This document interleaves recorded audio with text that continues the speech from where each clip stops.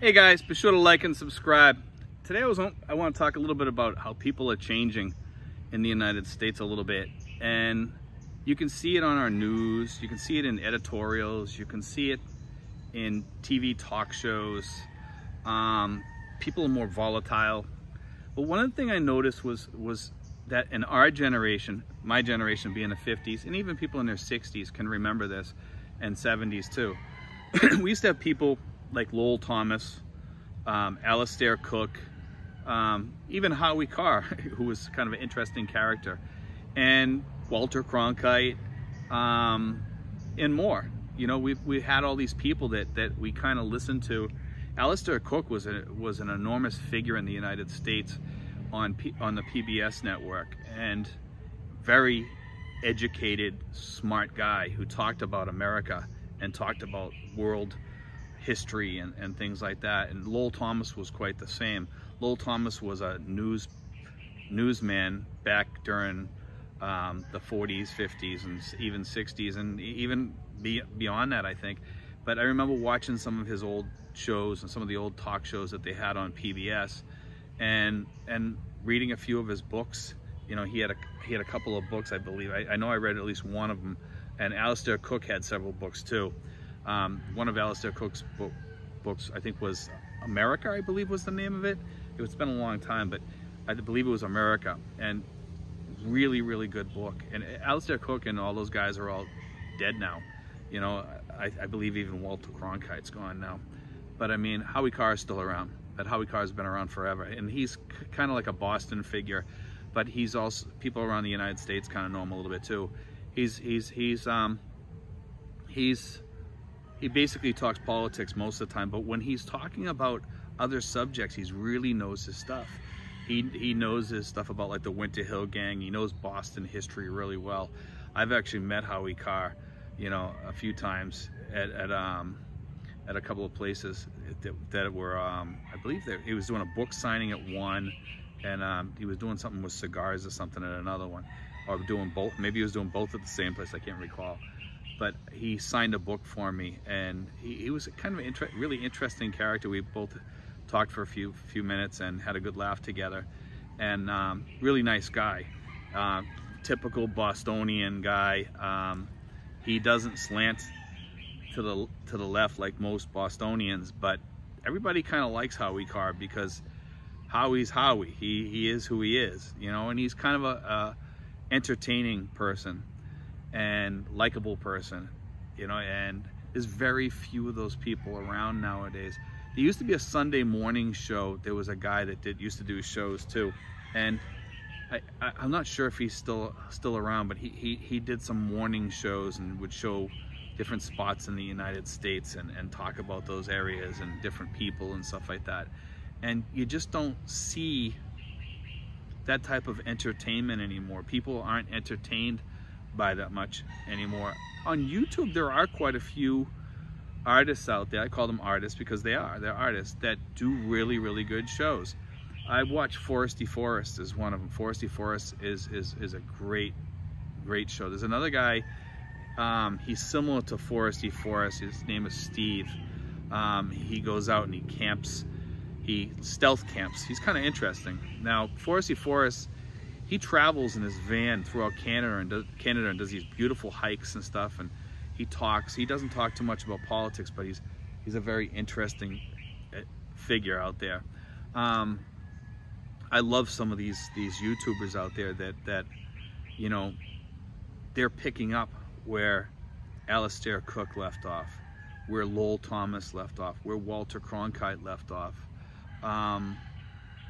There's very few of them. I mean, Forrest Forrest doesn't do that type of thing, but I mean, I enjoy his videos. There's also Wonder Hussy. Wonder Hussy's another person that brings you places, and she's a different kind of blogger. She takes you places and shows you what the United States used to be like. She takes you to these remote places, these you know, like ghost towns, or former mining camps, or hot springs, or mountains, or whatever. She takes you to these places. She teaches you the history of these, and she's quite a character, and she's just a fascinating person to follow.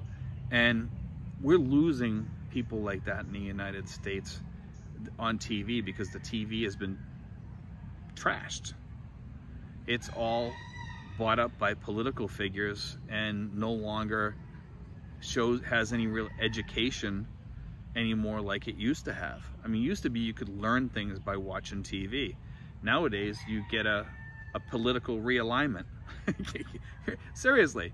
I mean, when you watch TV, you get a political realignment, just like the school systems in the United States. When you send your kid to school, it's not to get an education, it's to get a political realignment, you know. And let's just be factual here, you know. That's the truth. If you send your kid to college today, your kid is not going to come back from college the way he left, you know, he or she left. They're going for a political realignment. Colleges have been infiltrated by the political systems, and you know, and that can go both ways in the schools, because there are right-wing schools, there are left-wing schools. But I mean, a lot of the schools today tend to slant one way than the other, and I believe like that a lot of countries, not just the USA, are heading towards a Venezuela type demise. And I see these beautiful countries, and I'm not sure, I don't follow Australia too much, but I see Australia and the UK, countries that are similar to the United States, not totally similar, but a little bit similar, with Western values. I see Canada, and a lot of these places are swinging that way for some reason. And you know what I say this to people sometimes. In the world, each country is like a clock. And I heard this from a friend of mine a long time ago. And the pendulum swings one way and keeps on going, and then it stops and it starts to swing the other way.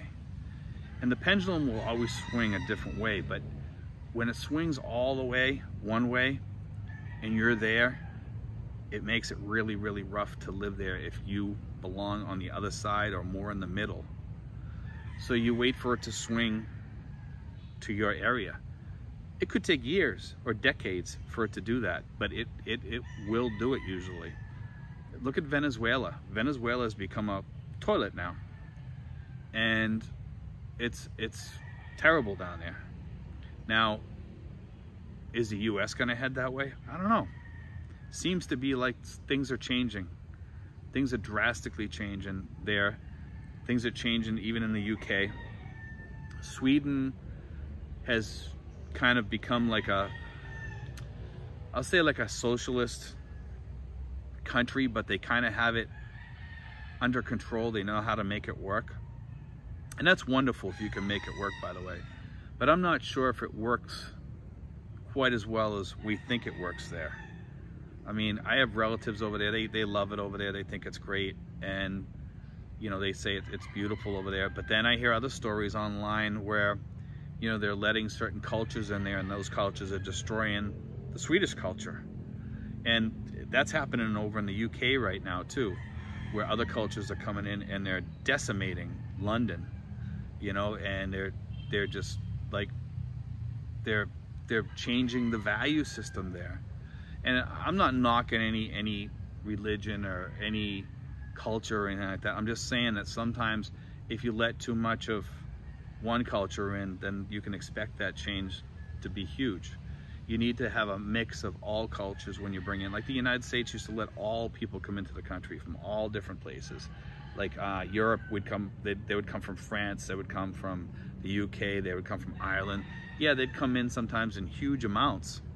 Like the Irish would come in huge amounts or at times, but we'd still take in other people from other countries too.